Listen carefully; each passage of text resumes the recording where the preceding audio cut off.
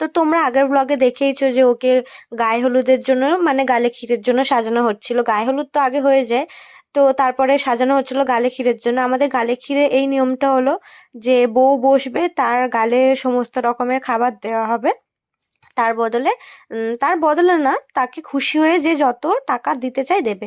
তো আমাকে দেখতেই পাচ্ছ, আমি টাকা আগে দিয়ে দিয়েছিলাম, তো তারপরে আমি গালে ক্ষীরটা দিচ্ছিলাম।